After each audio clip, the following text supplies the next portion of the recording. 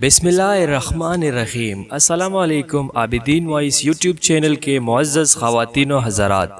ایک دن ابو جہل مسجد الحرام کے دروازے کے پاس آ بیٹھا۔ پیغمبر اکرم صلی اللہ علیہ وسلم مسجد سے باہر تشریف لائے تو وہ اپنا ہاتھ آستین سے باہر لائے اور کہنے لگا، یا محمد صلی اللہ علیہ وسلم بتائے میری مٹھی میں کیا ہے؟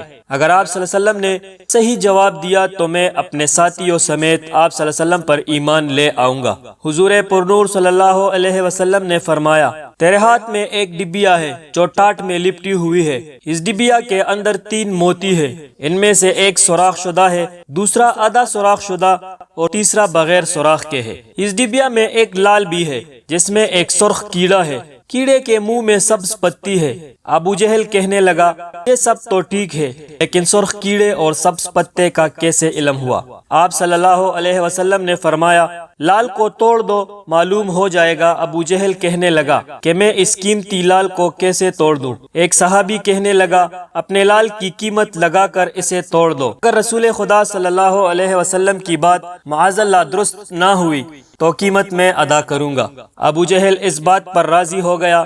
جب لال توڑا گیا تو سب نے دیکھا کہ اس میں چھوٹا سا سرخ کیڑا منہ میں سبز پتی لیے ہوئے موجود تھا۔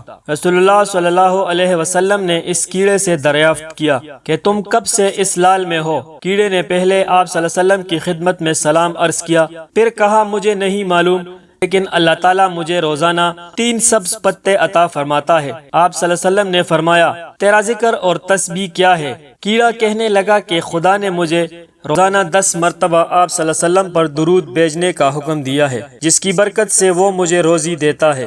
اللہ تعالیٰ ہم سب کو پیارے نبی کی پیاری سنتوں پر چلنے کی توفیق عطا فرمائے، آمین ثم آمین۔ مجھے دیجیے اجازت اس امید کے ساتھ کہ اگلی بار ایک نئی ویڈیو لے کر آپ کی خدمت میں حاضر ہوں گا۔ تب تک کے لیے اللہ حافظ۔ اللہ پاک آپ سب کا حافظ اور نگہبان ہو۔